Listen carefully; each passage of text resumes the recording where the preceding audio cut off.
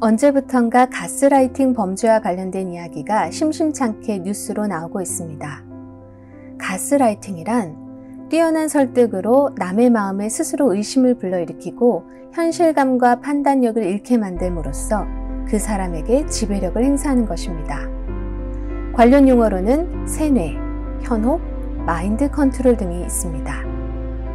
이 용어는 1938년 패트릭 해밀턴 작가가 연출한 스릴러 연극 가스 등에서 유래한 것이라고 하는데요.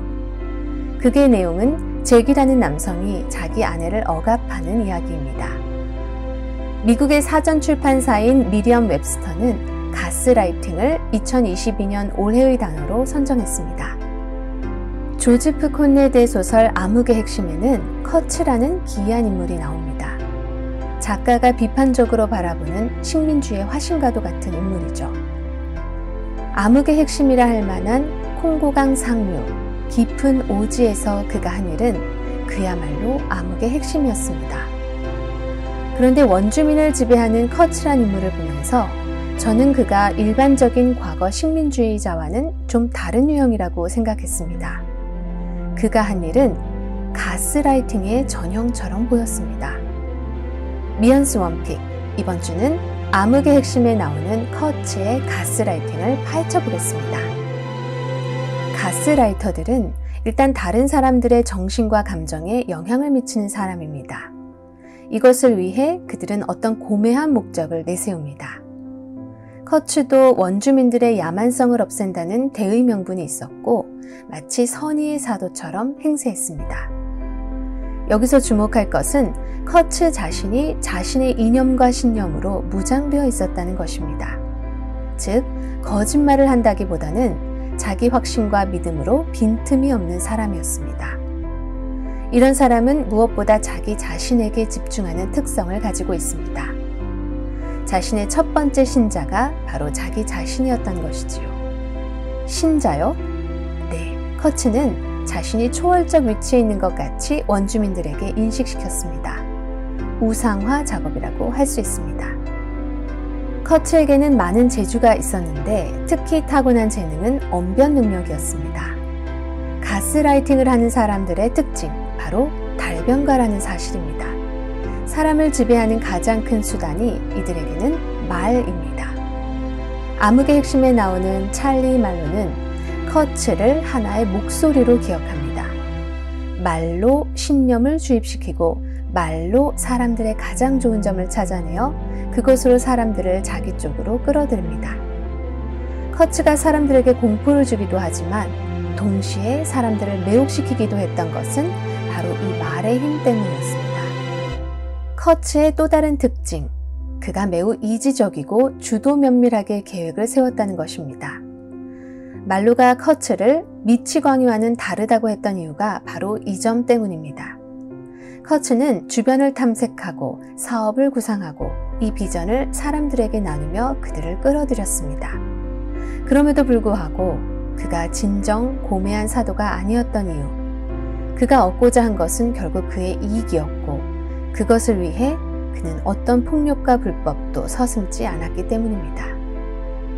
지금까지는 가스라이터, 커츠를 분석해 보았고요. 이제부터는 커츠에게 가스라이팅을 당한 사람들의 주요 특징을 열거해 보겠습니다. 암흑의 핵심에 나오는 러시아인 청년, 원주민들, 커츠의 약혼녀 등이 이에 해당하는 사람들이라고 할 수 있겠습니다. 먼저 그 사람들은 상당히 순수하고 비타산적이며 비현실적인 특징을 보입니다. 가스라이팅을 당한 후에는 맹목적으로 헌신하고 찬양하며 사랑의 감정을 느낍니다. 결코 의심하지 않는 믿음을 갖는 것이죠. 또한 자신이 가스라이터에게 신임을 받는다는 사실에 감개무량해하면서 추앙하는 그 대상에게는 자신이 꼭 필요하다고 생각합니다.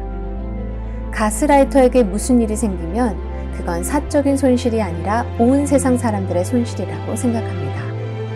가스라이터의 신념에 매몰되어 그의 공적 가치를 인정하는 사람들입니다. 이로 보면 가스라이터의 역량은 정말 대단한 것 같습니다. 커츠, 그는 왜 이런 삶을 살게 되었을까요? 그는 원래 그런 어두운 면을 타고난 사람이었을까요? 소설을 찬찬히 들여다보면 그는 소설 속에서 변화된 인물임을 알 수 있습니다. 이야기꾼 찰리 말로가 오지로 들어가기 전 의사를 한 명 만나는데요. 그 의사의 말이 의미심장합니다. 현장에서 개개인의 정신 상태에 일어나는 변화를 지켜보는 것이 과학을 위해 흥미로운 일이 될 수 있다고 말하거든요. 말로는 커츠가 이성적으로 미친 사람은 아니지만 그의 영혼이 미친 것이라고 말합니다. 처음에는 정말 어떤 대의 명분을 가슴에 품고 있었는지 모릅니다. 하지만 커츠는 암흑의 핵심과도 같은 오지에서 헛된 명성과 성공에 영혼이 잠식당한 것 같습니다. 마지막 임종 직전에 그는 무섭다는 말로 자신의 삶에 판결을 내립니다. 많은 사람을 조종하고 지배했던 그이지만 그의 가스라이팅에 가장 큰 피해를 본 것은 바로 그의 영혼이었습니다. 식민주의와 제국주의의 어두운 그늘. 사실 오늘 우리는 이 그늘이 거의 거친 세상에서 살고 있습니다. 그러나 과거에 짙게 드리워졌던 그 그늘을 여전히 응시하게 되는 이유는 인간 본성의 어둠이 다른 형태, 다른 이름으로 오늘도 계속 명맥을 이어가고 있기 때문이 아닐까 싶습니다. 가스라이팅, 그것은 오늘날의 정신적 학대, 정신적 식민주의를 일컫는 용어가 아닐까요? 오늘날 암흑의 핵심은 어디에 자리 잡고 있을까요? 끝까지 시청해 주셔서 감사합니다. 지금까지 따로 하고 싶은 이야기 미연스 원픽이었습니다.